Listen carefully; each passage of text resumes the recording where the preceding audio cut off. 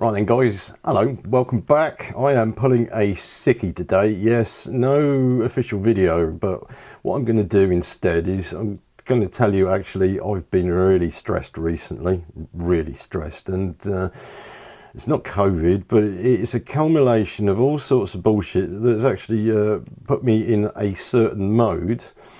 And I was trying to self-diagnose myself because at the moment we have this Save the NHS, which basically is all they're interested in is COVID victims, aren't they, at the end of the day? And if you are feeling ill, you have to try and work it out yourself. But what I did notice is that I'd eaten, and after about 8 hours, I still had food in my stomach. Yeah, my digestive system wasn't working too well, believe it or not. It wasn't working too well. I thought, oh, hang on a minute, is this why I'm feeling sick? Well, actually, no.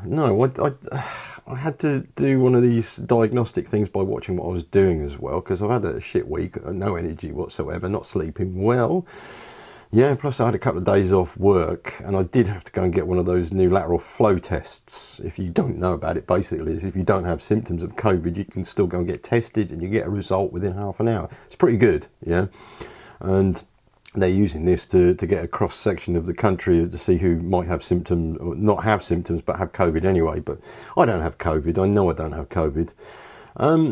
So the sympathetic nervous system, and I had to Google this because I can never remember which way around it is, parasympathetic and sympathetic nervous system.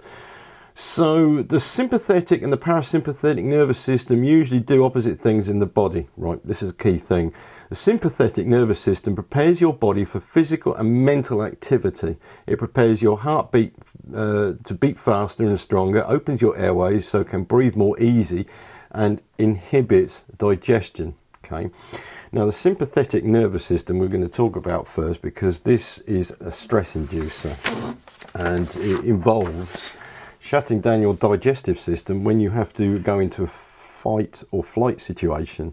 And I'll also add here you can have the fawn and freeze as well, and I'll explain fawn in a little while. But it's basically if you have a situation where you have fear or the prospects of something happening, a situation which you are in danger, you will go into that sympathetic nervous system, and your heart beats a little bit harder, you sweat a bit more, your digestive system, yeah, definitely does shut down. Your adrenals start to kick in, and you get something called norepinephrine, which is like adrenaline, you know, to get you to move. Yeah, so it's to do things, all right. Basically, you can take it down to the guys who run across the savannah, and if they had an encounter with a predator, then they would kick into that and it would make them move quicker. Yeah, there's a lot to it, because you also have energy systems which come into play, like ATP, yeah, which is God, I can't remember the scientific name for it, but it's that instant burst of energy. Sportsmen know this, yeah, instant burst of energy to get you moving really quickly, yeah. So anyway, yeah, along with all these things that are happening with your digestive system shutting down, obviously you don't want to be hungry at that time when you're running away from predators. Unless you decide that it might be food, then you can turn the thing on its head, can't you, and then go and kill the predator. But it doesn't happen like that, does it?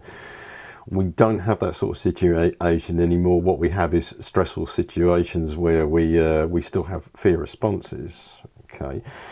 Now, cortisol is released as a result of this, and if you are in that situation or in that nervous system for any length of time, what happens is that you start to feel that cortisol. It gives you all sorts of unpleasant bodily sensations like headaches and feeling sick, and aches and tiredness. Plus, over a long period of time, it also can make somebody feel a lot iller. It can bring on all sorts of illnesses, plus obesity as well. People who are in stressful jobs often put on weight because cortisol aids fat deposit. Yeah, if you look at the people who work in Aldi and Lidl's, for instance, if you're in the UK, you'll notice some of those people, they work long hours, stressful job, believe it or not, and they are misshaped, should I say. So, is this important? Yes, it is. Because I need to explain PTSD and compound PTSD, okay? Post-traumatic stress disorder syndrome, or however they say it, that's basically put down to soldiers that are in the field they go through something and then they repeat it over and over and over and over again in their minds. And I'm pretty sure that maybe one or two of you people watching know somebody that goes through that. Basically, those emotional flashbacks, as it were, that's real. They keep repeating it over and over in their head, okay? Compound PTSD is near enough the same thing, where there's repeated or incidents that happen over a long period of time that cause stress, and they reduce the emotional response to fight or flight or stressful feelings, okay? Now, this is really, really important, because it doesn't just affect soldiers. It can affect anybody, whether it's a child that's in an abusive relationship with the parents, or even adults that are in abusive relationships. And what happens, scientific fact, and I heard about this the other night and I thought, well, that makes a lot of sense. Your amygdala is part of your brain which processes, along with the hypothalamus, it processes emotions. Yeah, if you are in a small emotional sphere and you're going through stress over and over and over again, what happens is the amygdala shrinks, okay, because it doesn't need to process the memories and the emotions of other things. You have all that stuff stored in your subconscious, but it's there to process emotions, and what happens, it just keeps going over and round and round and round. This is where people will need therapy to be able to get out of that and expand, grow their amygdala and enjoy more of life, as it were, rather than being stuck in that tiny little phase, okay? This is very, very important, because when you have PTSD, it can be from an addiction to watching prepper videos, yeah, where you're watching stuff and you want to see what the situation is, and you're anxious and you think things are going to kick off. You are in a fight or flight situation, or even a freeze. You know that you're having an emotional reaction to it. Now, the culmination of knowledge to this with me was when I was watching clickbait, for more want of a better word, the dollar is going to crash. And it's like, yeah, okay. Well, I've been also watching other things about America, Biden, Trump, and all that sort of crap. And it had induced actually an anxiety which I wasn't aware of until I watched this video. And I thought, I've seen this before, yeah. And I realised at that point I was being triggered, yeah. I was being triggered by that video, and I thought, hang on a minute, I've heard Peter Schiff was talking about this in 2014. Oh, I'm going through it again.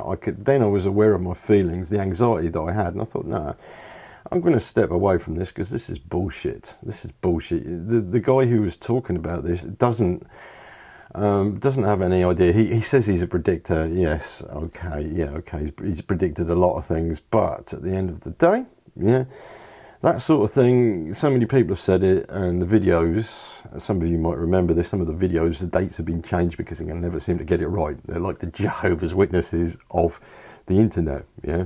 Well, actually, I want to talk about the Jehovah's Witnesses in a little while, after I talk about the parasympathetic nervous system.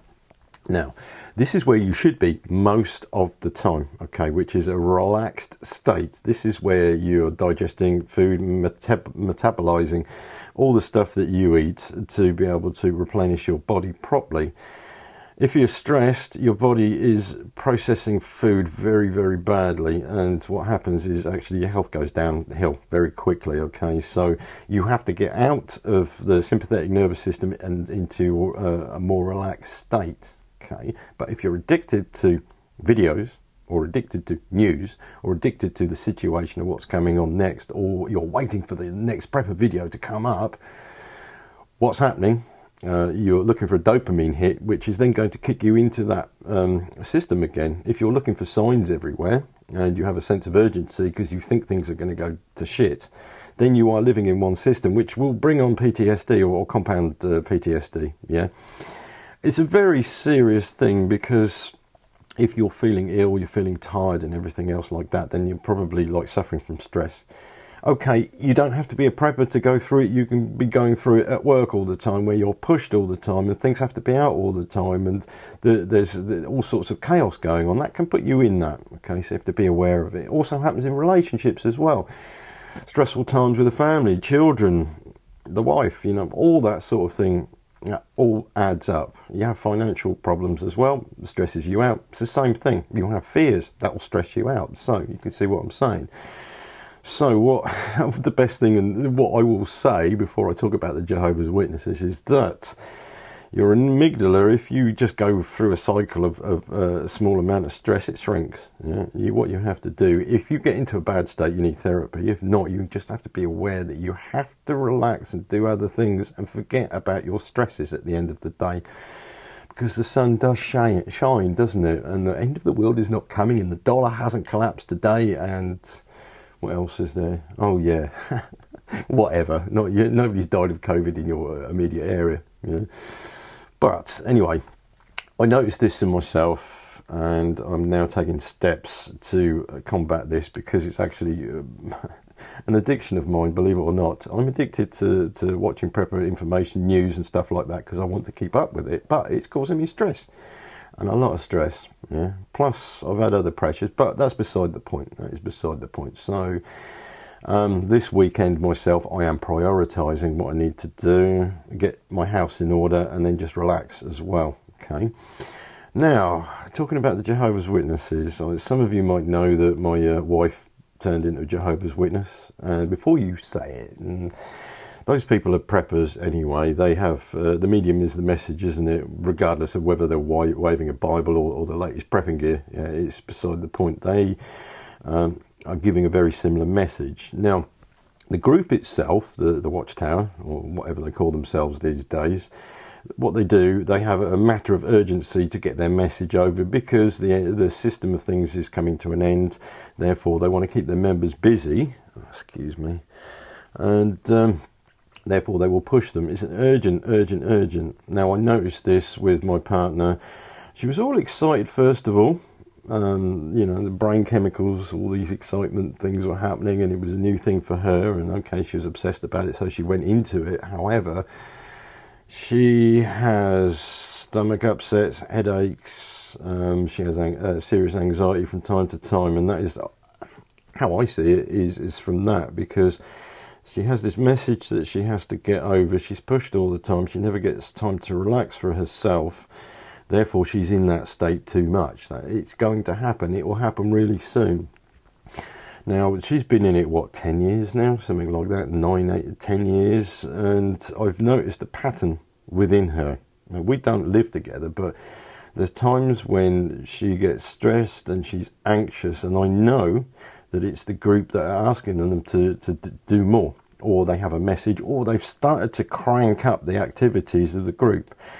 When it slackens off and she's more relaxed, is obviously she's completed the task, that's it, she can go back into her parasympathetic nervous system. But as soon as the message comes out, and I did some research on this, yes, with their literature, they come out with messages that they need to fulfill, the members are off again, and she's back in that state. She gets headaches, can't sleep, doesn't want to eat, and all that sort of thing. So you can see what I'm saying. That is an actual reality, okay? That's a reality.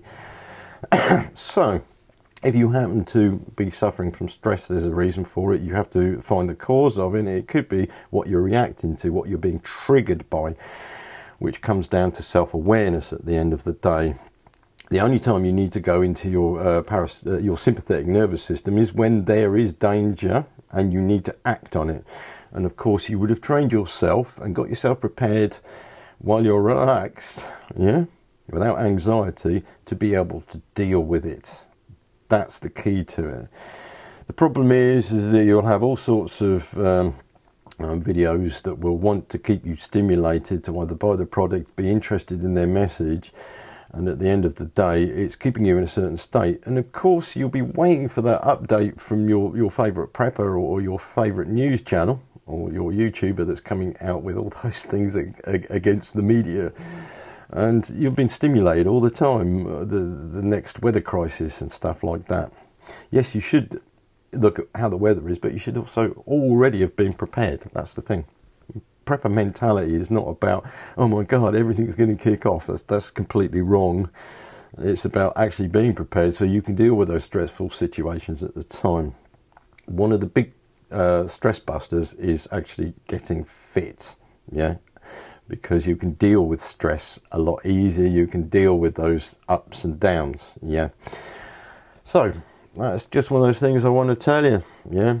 Now I did actually add a word to fight, flight and freeze, which you might have heard, you might not have done, which is the word fawn.